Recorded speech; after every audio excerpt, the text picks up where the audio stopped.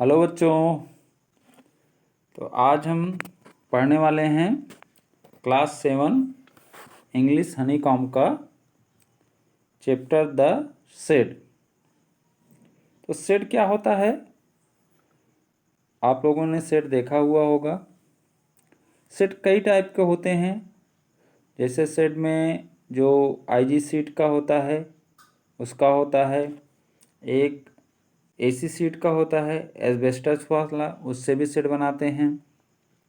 और गांव में लकड़ी का भी शेड बनाते हैं, लकड़ी और लीव्स का, पत्तियों का शेड बनाते हैं। तो इसमें बताया गया है, do you know what a shed is? Shed क्या है तुमको मालूम है? A cow shed, a tool shed, a wood shed. For example, एक काउ शेड गाय के लिए शेड बनाना है, टूल्स रखने के लिए, सामान रखने के लिए शेड बनाना, वुड शेड लकड़ी का शेड।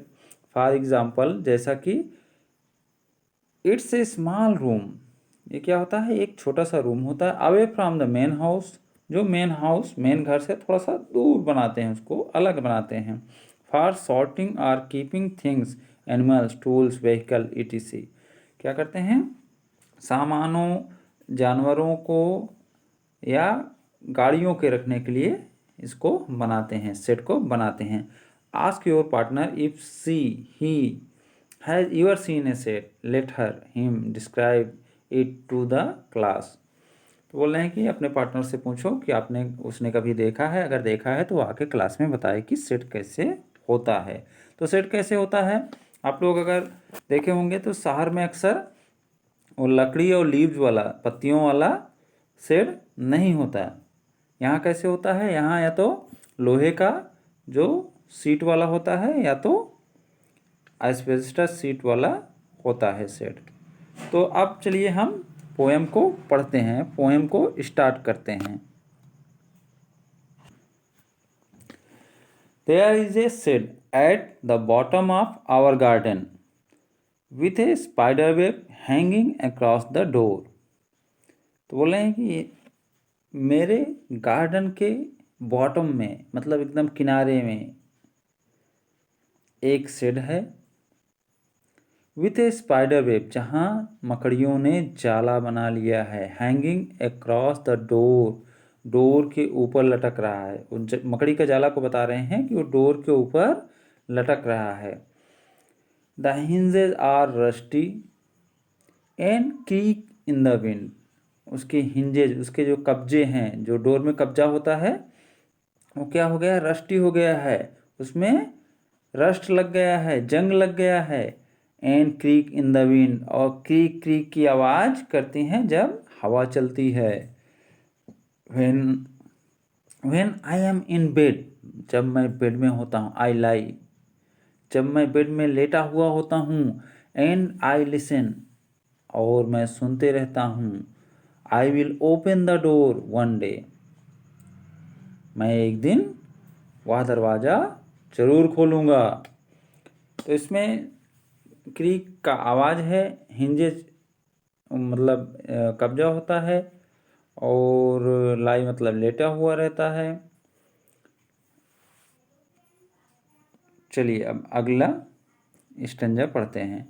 तो अभी एक बार देख लेते हैं, ये शेड है, ये थोड़ा सा अच्छा टाइप का शेड है, जिसमें वाल हैं, कहीं कहीं वाल भी नहीं होती, केवल ऐसे ही शेड रखे रहते हैं। जैसे गाड़ी उड़ी रखने के लिए जब शेड बनाते हैं तो उसमें साइड वाल्स एक आख ही तरफ रहते हैं, एक या दो साइड में ही रहती हैं, बाकी ओपन रहता है। तो ओपन शेड होता है। ये क्या है? ओपन शेड नहीं है, क्लोज शेड है। ठीक है,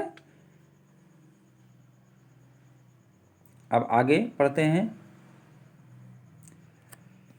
There is a dusty old window around at the side with 3 cracks panes of glass। बोले हैं कि उसके साइड में एक धूल से भरा हुआ डस्टी विंडो है, धूल से भरा हुआ एक विंडो है। अराउंड एट द साइड, एकदम उसके किनारे में, साइड में। With 3 cracks panes of glass, जिसमें 3 टूटे हुए ग्लास के पेन्स लगे हुए हैं। ग्लास के जो वो छोटे छोटे पेन्स होते हैं, टुकड़े होते हैं, ऐसे काट काट के लगते हैं, वो लगे हुए हैं, जिसमें से 3 टूक टूटा हुआ है। I often think there someone staring at me, मैं हमेशा सोचता हूँ कि वहाँ से मुझे कोई घूर रहा है। स्टेयरिंग मतलब घूरना। तो उसके अंदर से जहाँ टूटा हुआ है, इनको लगता है, पोएट को लगता है कि वहाँ से कोई उनको घूर रहा है।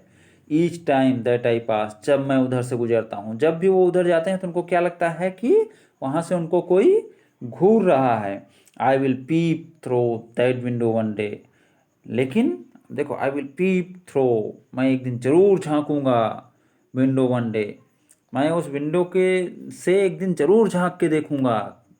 मतलब वो अपना डर दूर करेंगे, अपनी शंका मिटाएंगे देख के। फिर चलते हैं अगले स्टेंजा पे।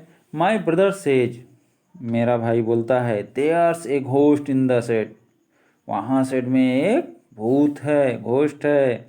Who hides under the rotten floor board, जो छुपा हुआ है, हाइड्स छुपा हुआ है, अंडर द रॉटन टूटे हुए फ्लोर, तो टूटा हुआ उसका फ्लोर है सेट का, उसके नीचे एक भूत छुपा हुआ है। And if I ever dare to set foot inside, अगर मैंने कभी वहाँ पैर रखने का भी साहस किया, मतलब उसका भाई डरा रहा है उसको, अगर मैंने कभी वहाँ पैर रखने का भी साहस किया, डेयर साहस किया, सेट फुट इनसाइड वहाँ सेट करने का, फुट को अपने मतलब अपना पैर रखने का, ही विल जंप, वह कूदेगा, आउट, जंप आउट मतलब वह ऊपर कूद जाएगा, and chop of my head, और मेरे सिर को काट ले जाएगा, चॉप कर देगा, काट ले जाएगा। But I will take a peek one day, लेकिन मैं एक दिन जरूर झांकूंगा। क्या पोएट क्या कर रहा है कि वो हिम्मत नहीं हार रहा है, बोल रहा है भाई भले ही मेरे को ऐसे बताया है कि वहाँ एक भूत रहता है, अगर तुम पैर रखने की भी हिम्मत करोगे तो तुम्हारा सर काट ले जाएगा, लेकिन एक दिन मैं जरूर झांकूंगा उस सेट के अंदर। अब अगला स्टंजा पढ़ते हैं, ये लास्ट स्टंजा है। I know that there is not really a ghost, मैं जानता हूँ कि वहाँ वास्तव में कोई घोस्ट नहीं है, वहाँ कोई भूत नहीं है। My brother tells lies to keep the shed for his den, मेरा भाई झूठ बोलता है, टेल्स लाइज झूठी बातें बताता है, टू कीप मुझे रखने के लिए, the shed for his Dane अपने पास डेन को रखने के लिए, सेट को अपने पास डेन बनाने के लिए। अब डेन क्या होता है? डेन मतलब ऐसे हो जिसमें आप पशु पक्षी आप रखते हो, जैसे जानवर हैं, एनिमल हैं, पेट एनिमल हैं, पालते हैं तो उसमें रखते हैं, इस टाइप का वो डेन बनाना चाहता है। पोएट को लगता है कि उनका भाई वो डेन बनाने के लिए, अपने यूज के लिए वो सेट को रखना चाहता है, इसलिए उनको ऐसी कहानी बता रहा है, जबकि एक्चुअल में वहाँ कोई भूत वगैरह नहीं है। There is not anyone staring, बोले अब वहाँ से मुझे कोई घूर नहीं रहा है, आर मेकिंग स्ट्रेंज नॉइजेज, और अब तो वहाँ से स्ट्रेंज नॉइजेज भी नहीं आती। क्या है, अब वहाँ से कोई ऐसा लगता भी नहीं कि कोई घूर रहा है, और जो स्ट्रेंज नॉइजेज थी, जो अजीब टाइप की आवाज़ें थी, वो भी अब नहीं आती हैं। And the spider has been gone from his web, और जो मकड़ी थी जाले में, वो भी अब तो जा चुकी हैं। Since I do not know when, मैं यह नहीं जानता हूँ कि कब। I will go into that set one day soon, लेकिन मैं एक दिन जरूर जाऊँगा, बहुत जल्दी, लेकिन एक दिन बहुत जल्दी मैं जरूर जाऊँगा वहाँ। बट नॉट जस्ट इट, लेकिन अभी नहीं।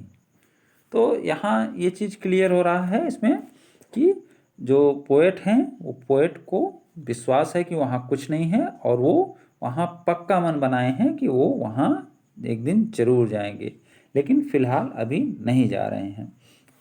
तो बच्चों, उम्मीद करता हूँ आप लोग को ये पोएम पसंद आई होगी, और आप इसे लाइक भी करेंगे। Thank you for watching.